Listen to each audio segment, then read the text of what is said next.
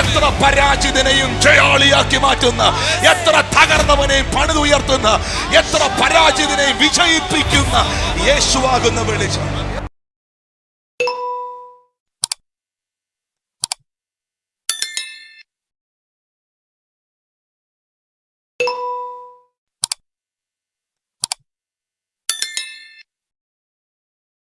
വെളിച്ചത്തിന്റെ രാജ്യവും ഇരുട്ടിന്റെ രാജ്യവും, the kingdom of light and the kingdom of darkness. ഒരു വാക്യം വേഗത്തിൽ വായിക്കുന്നു. കൊലോസ്യർക്ക് എഴുതിയ ലേഖനം 1-ാം അധ്യായം 13-ാം വാക്യം. നമ്മെ ഇരുട്ടിന്റെ അധികാരത്തിൽ നിന്ന് വിടുവിച്ച് തന്റെ സ്നേഹസ്വരൂപനായ പുത്രന്റെ രാജ്യത്തിൽ ആക്കി വയ്ക്കുകയും ചെയ്ത പിതാവിന് സന്തോഷത്തോടെ സ്തോത്രം ചെയ്യുന്നവരാകണം എന്ന് അപേക്ഷിക്കുന്നു. അതിപ്രധാനപ്പെട്ട 2 സത്യങ്ങൾ, 2 വെളിപ്പാടുകൾ അപ്പോസ്തലനായ പൗലോസ്ലീഹ പറയുകയാണ്. നമ്മെ ഇരുട്ടിന്റെ അധികാരത്തിൽ നിന്ന് വിടുവിച്ച് സ്നേഹസ്വരൂപനായ പുത്രന്റെ രാജ്യത്തിൽ ആക്കി വെച്ചു. ഇരുട്ടിന്റെ അധികാരങ്ങളിൽ നിന്ന്, ഇരുട്ടിന്റെ ഇൻഫ്ലുവൻസുകളിൽ നിന്ന്, ഹല്ലേലൂയ, ഡാർക്ക്നെസ്സിൽ നിന്ന് നമ്മെ വിടുവിച്ച യേശു കർത്താവാകുന്ന ലോകത്തിന്റെ വെളിച്ചത്തിനായി ഞാൻ ദൈവത്തിന് നന്ദി പറയുന്നു.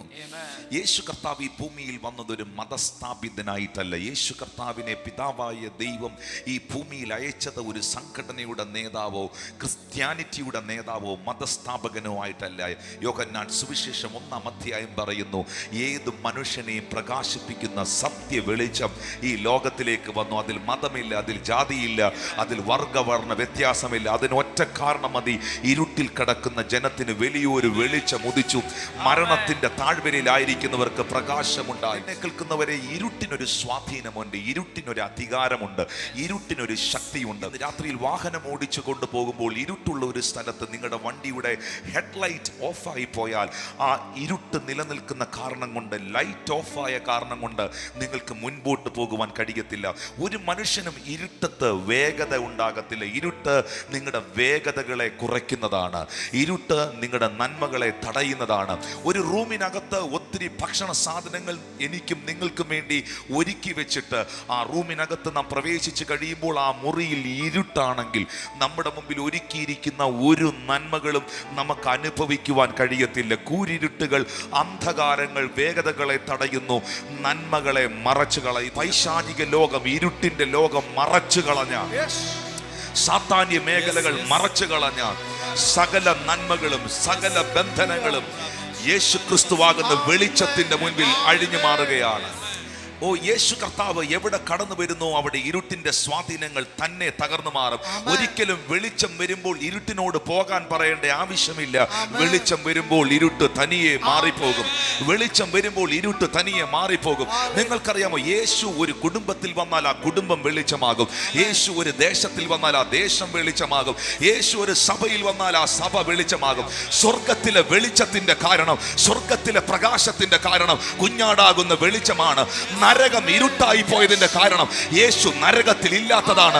ഞാൻ വീണ്ടും ആവർത്തിക്കുന്നു, യേശു നിന്നിൽ വന്നാൽ നിന്റെ വീടൊരു നരകമാകത്തില്ല, നിന്റെ വീടൊരു സ്വർഗമായി തീരും.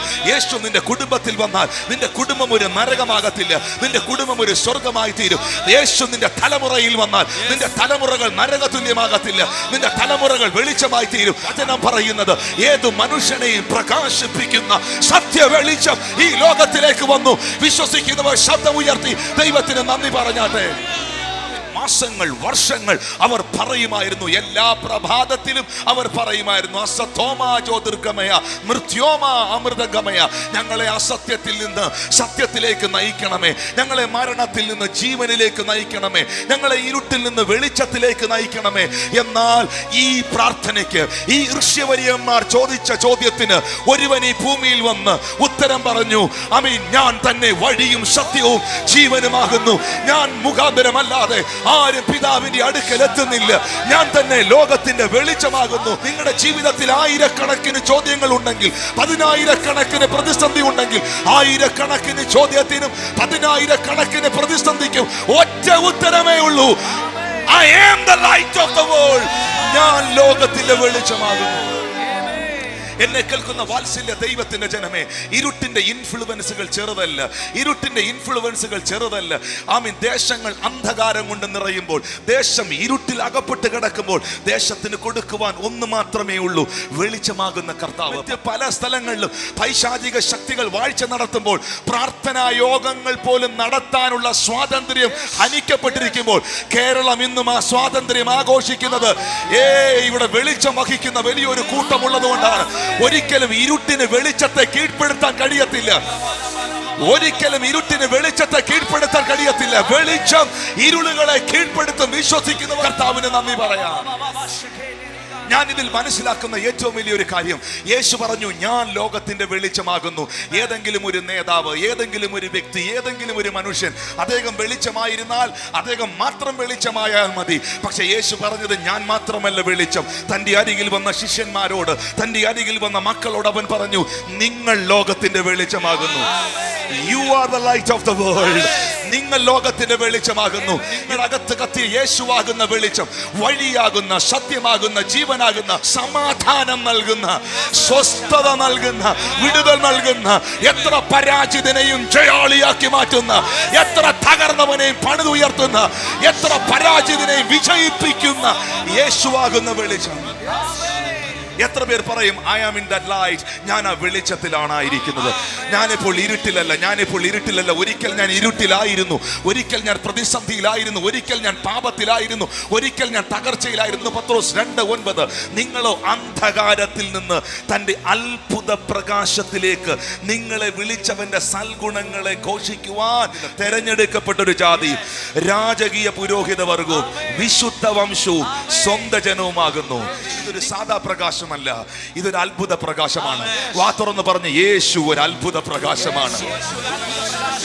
എത്ര തകർന്നവനും വിജയിക്കുന്ന അത്ഭുത പ്രകാശം, എത്ര പരാജിതനും വിജയിക്കുന്ന അത്ഭുത പ്രകാശം.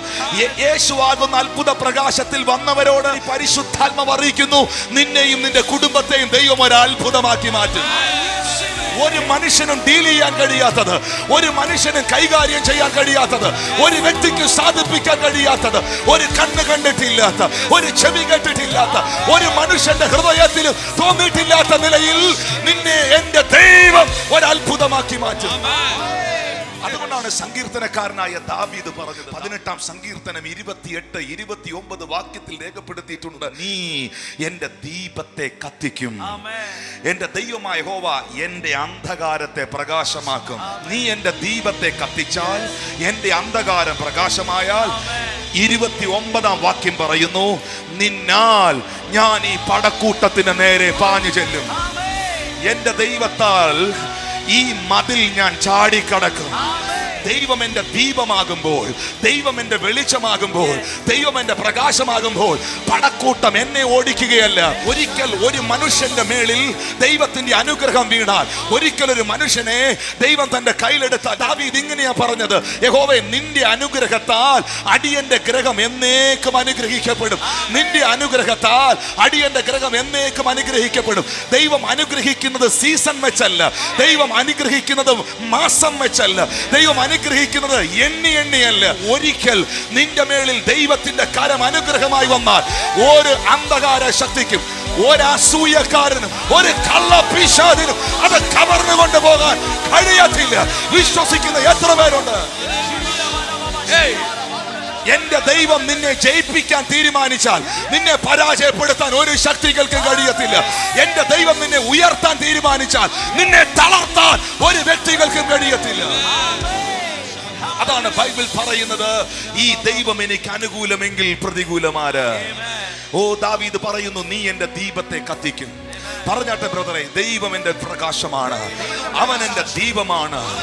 അവൻ എന്റെ പ്രകാശമാണെങ്കിൽ, അവൻ എന്റെ ദീപമാണെങ്കിൽ, ദാവീദ് പറയുന്നു, നിന്നാൽ, എന്നാലല്ല, നിന്നാൽ എന്റെ ദൈവത്താൽ ഈ പടക്കൂട്ടത്തിന്റെ നേരെ ഞാൻ പാഞ്ഞു ചെല്ലും. എന്നോട് യുദ്ധം ചെയ്യുന്ന പടക്കൂട്ടത്തെ കണ്ടുകൊണ്ട്, എനിക്ക് വിരോധമായി തിരിഞ്ഞു നിൽക്കുന്ന പടക്കൂട്ടത്തെ കണ്ടുകൊണ്ട് ഞാൻ പുറകോട്ടോടുന്ന ഭീരുവല്ല. എന്റെ ദൈവത്താൽ, എന്റെ ദൈവത്താൽ.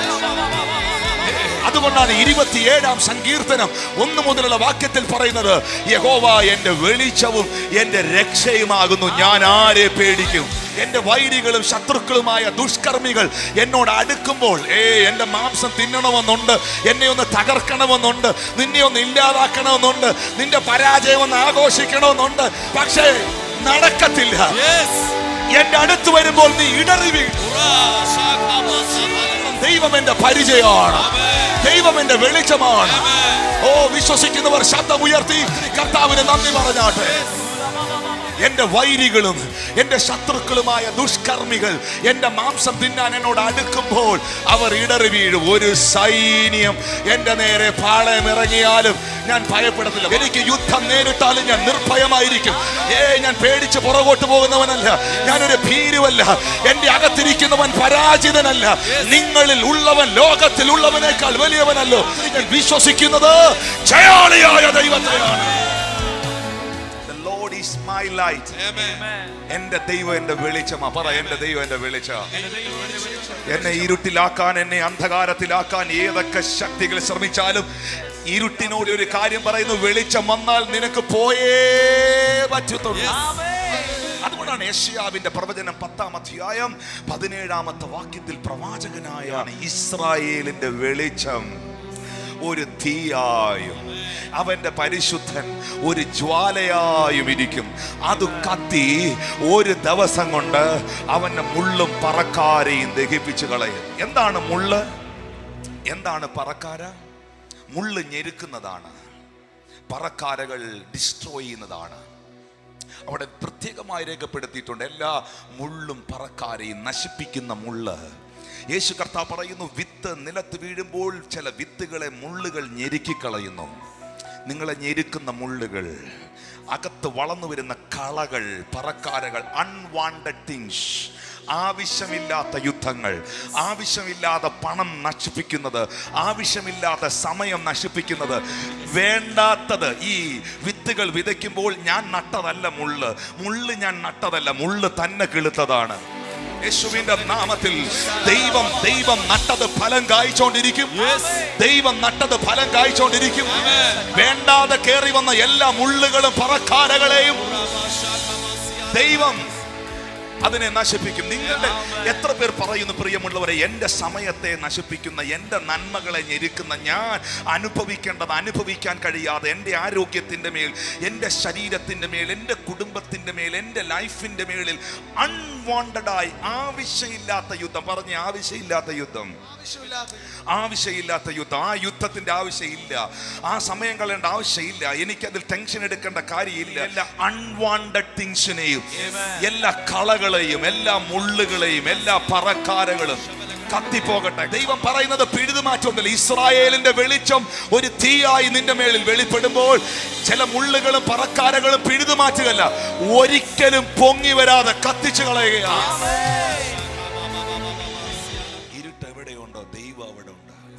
ഈ ഭൂമി, വേദപുസ്തകം പറയുന്ന ഉൽപ്പത്തി പുസ്തകം 1-ാം അധ്യായത്തിൽ എഴുതിയിരിക്കുന്നു, ഈ ഭൂമി പാഴായിരുന്നു. ഉൽപ്പത്തി പുസ്തകം 1-ാം അധ്യായം 2-ാം വാക്യം നോക്കി, ഈ ഭൂമി പാഴായിരുന്നു, ശൂന്യായിരുന്നു, ആഴത്തിൽ ഇരുളുണ്ടായിരുന്നു.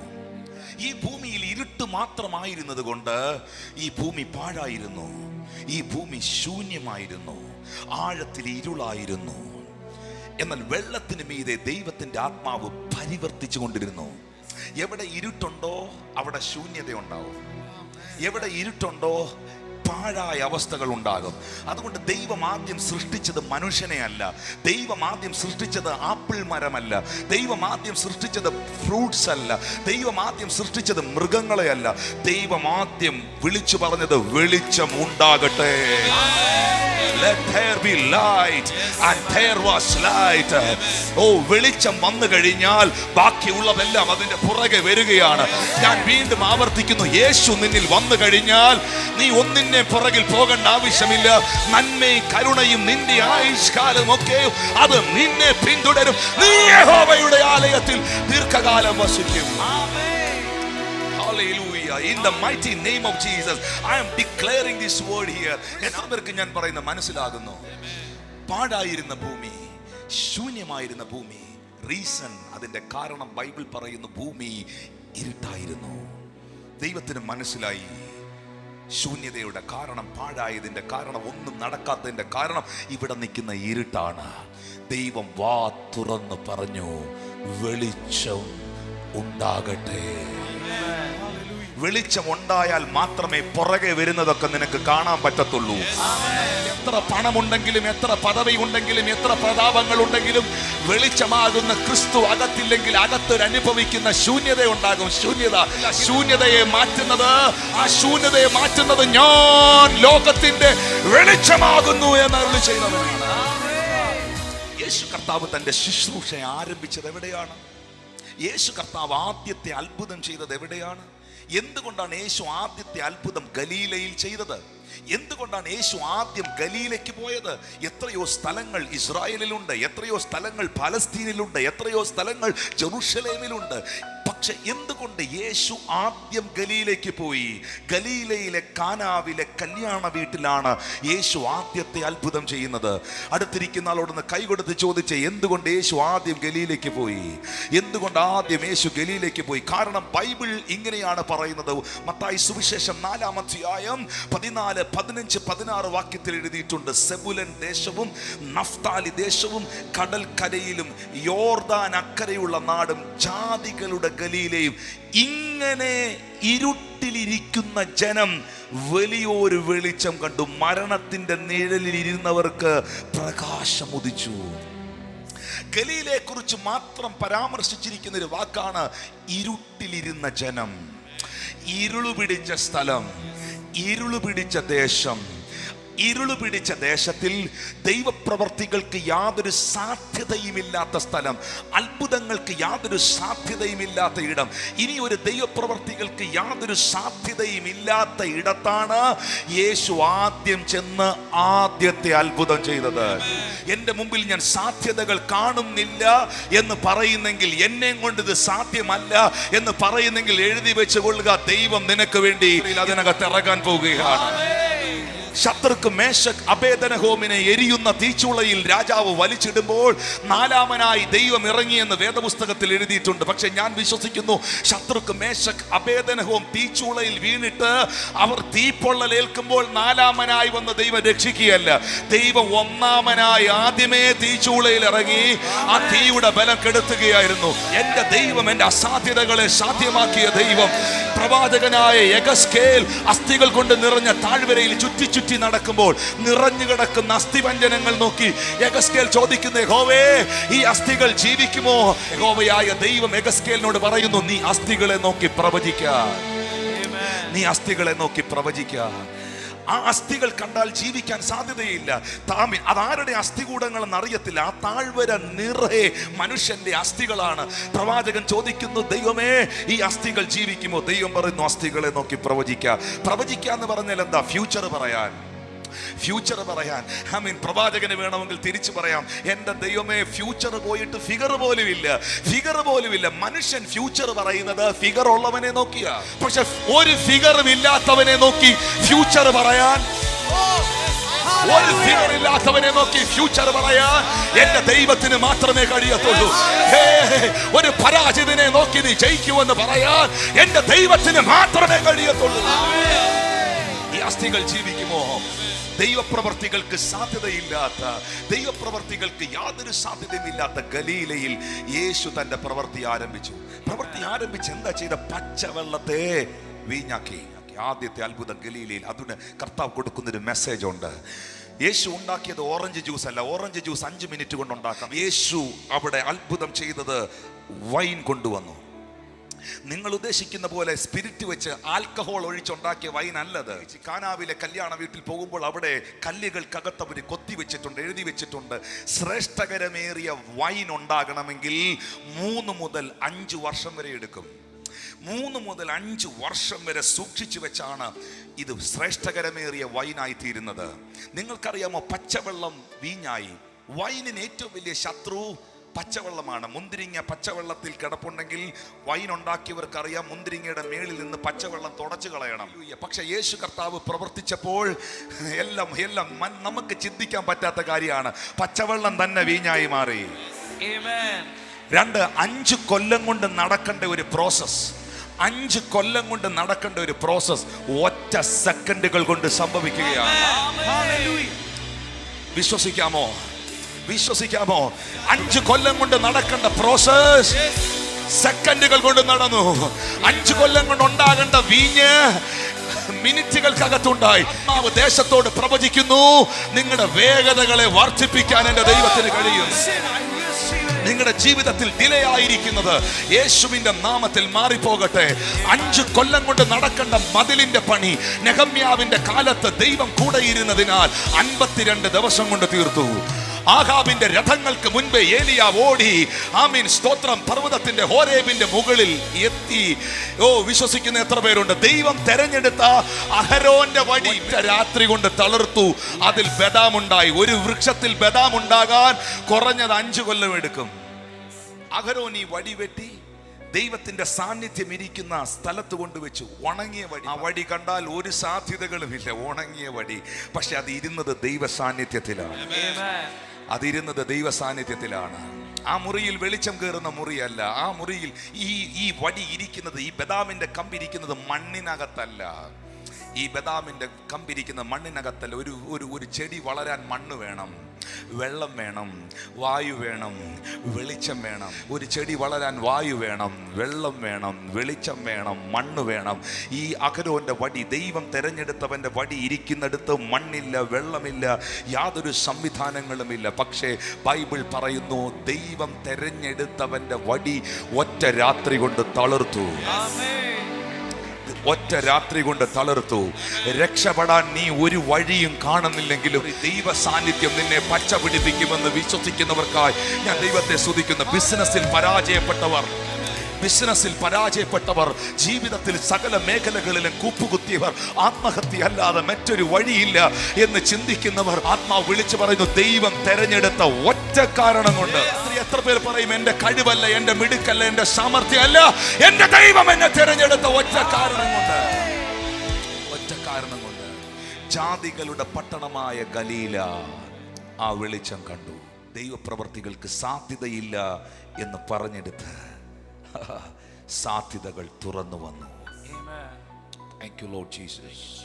What is the reason? എന്തായിരിക്കും അതിന്റെ കാരണം? യോഹന്നാൻ സുവിശേഷം 1-ാം അധ്യായം 4, 5, 9 വാക്യങ്ങൾ ബൈബിൾ പറയുന്നു, അവനിൽ ജീവൻ ഉണ്ടായിരുന്നു.